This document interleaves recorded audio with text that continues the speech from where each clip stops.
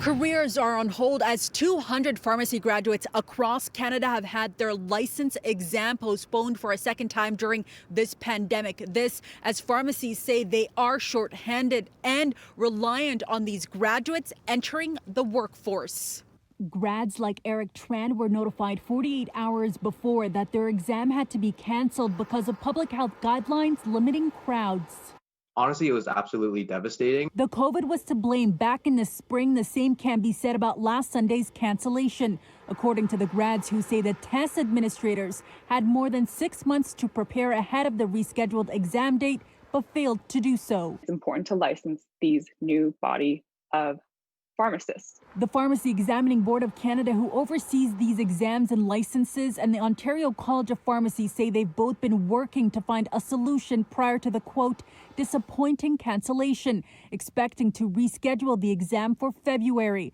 The Ontario Pharmacists Association is adding its voice to the cause, saying pharmacies are stretched too thin with high demand and they need these graduates. Because we're doing things like COVID testing, we're in the middle of a flu season. So there is opportunities for them to get employment at a fair wage. Pharmacists and grads say there's a quick fix: provide temporary licenses, similar to what Saskatchewan, Manitoba, and Nova Scotia are doing, enabling graduates to practice at full scope and get a full wage, so long as a pharmacist is available to answer any questions if needed, or for the province to redefine how the exam is categorized so it's not compared to a wedding or a party. I believe they can meet all of the protocols and safety measures in order to do this safely. The PBC and the college add that they've also been exploring additional solutions, including the possibility of temporary licenses. The OCP adding it will be discussed at an upcoming meeting, quote, such emergency registration would be subject to the government's approval and determination that it is necessary to ensure access to pharmacy services in the province is protected. In the meantime, grads say they feel taken advantage of. I think there's a story of exploitation here.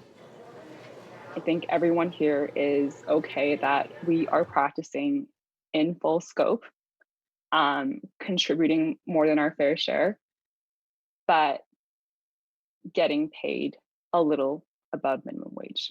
City News also reached out to the Ministry of Colleges and Universities as well as the Ministry of Health, but neither would comment on these calls. Now, if you do want to learn more about this story, just take your cell phone camera, point it to the code at the bottom of the screen. That will take you to our website, citynews.ca. In Toronto, I'm Faiza Amin for City News.